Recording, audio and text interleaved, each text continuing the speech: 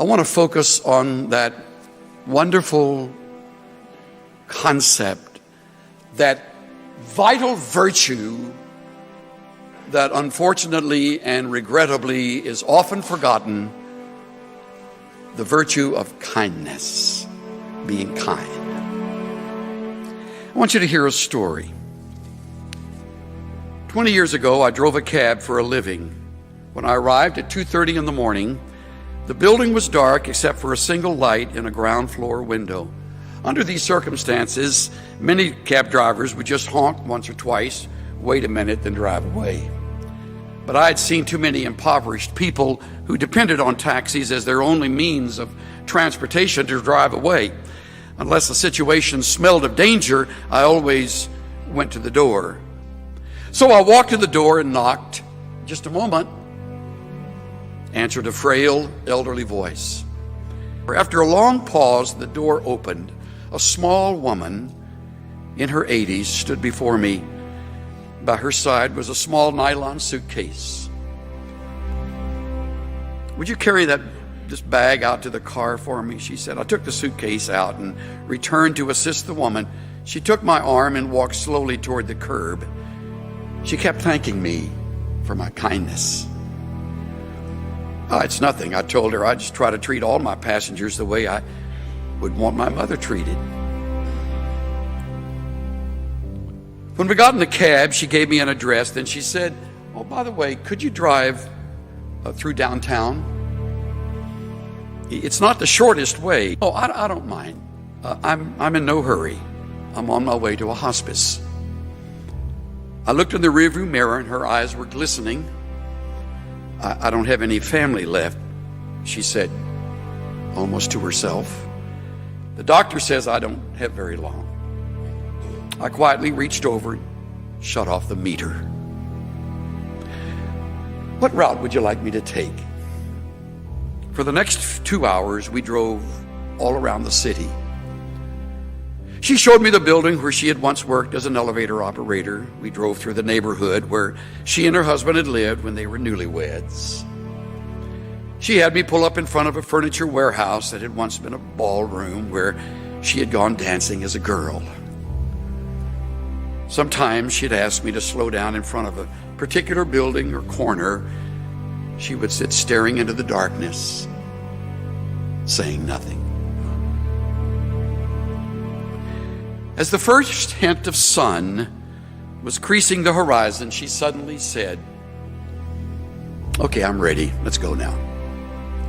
We drove in silence to the address she had given me. It was a low building. 2 orderlies came out to the cab. As soon as we pulled up, they were solicitous and intent, watching her every move. They were expecting her. I opened the trunk, took out the small suitcase, carried it to the door.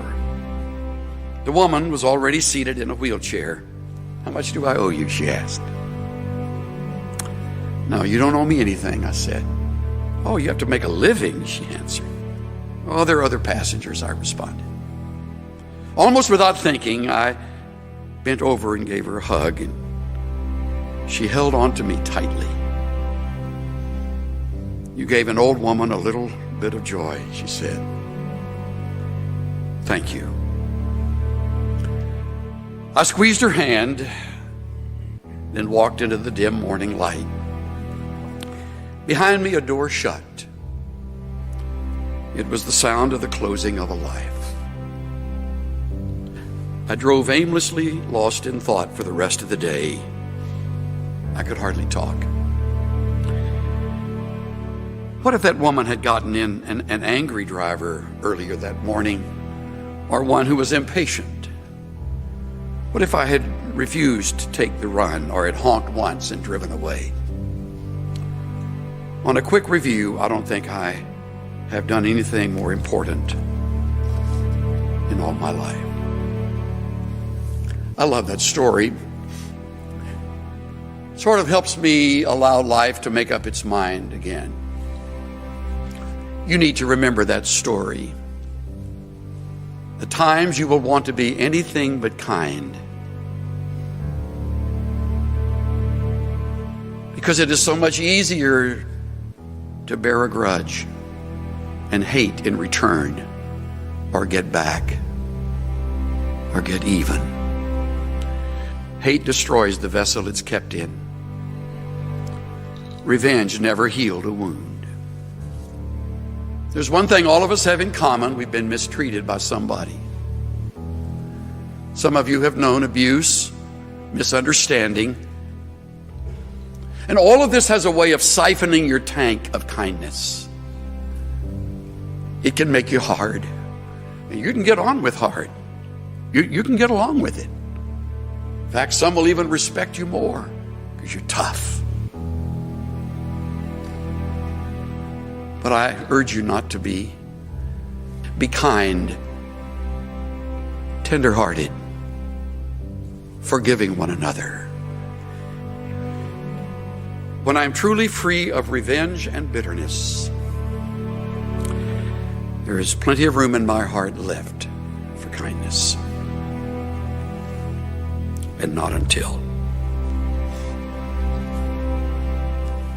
Do what's right. Do justice. Love kindness. Walk humbly with your God. Maybe you were born a really nice person with a gentle, sweet personality, and being kind to people comes pretty naturally to you, but I think more of the globe is not that way than is. And the good news is we can change. It's amazing what one kind word can do. We don't think anything about it, but to the other person, it breathes life into their spirit.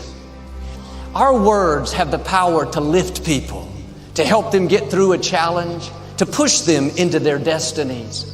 When you tell someone, I love you, I'm proud of you, you did great on that project, you're not just being kind, those are healing words.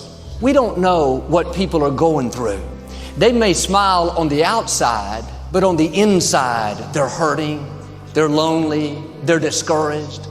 Many people have wounds from the past, wounds from a relationship that didn't work out, wounds from people trying to push them down. Just a simple word of encouragement. I believe in you. I'm praying for you. A simple compliment. You look beautiful today. It's no big deal to you, but to them, it's helping heal the wounds. It's lifting their spirits. It's causing them to believe in themselves. Your words can be what keeps them moving forward.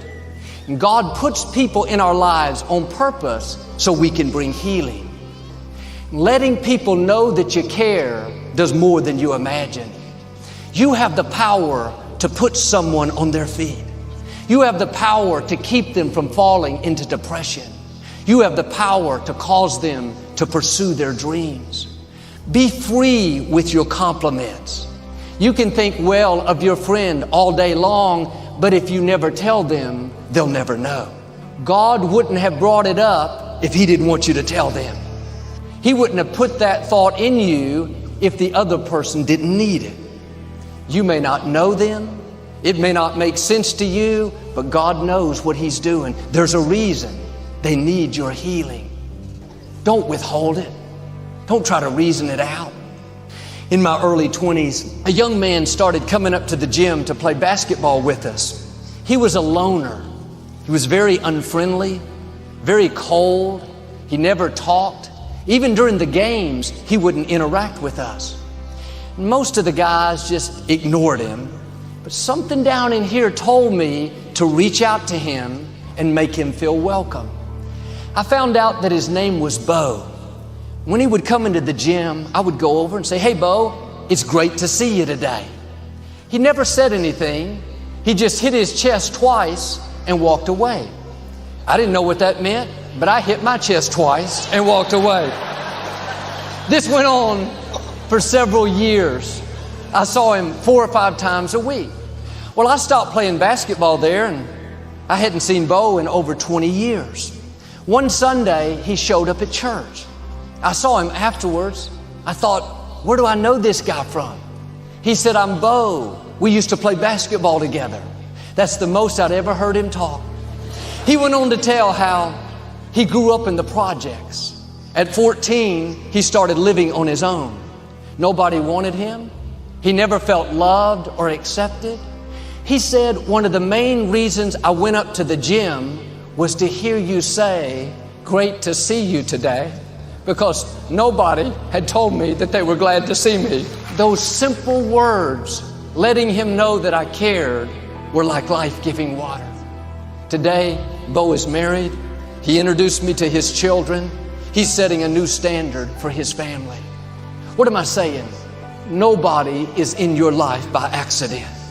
Don't ignore what you feel on the inside, that compassion to encourage them, that desire to be their friend.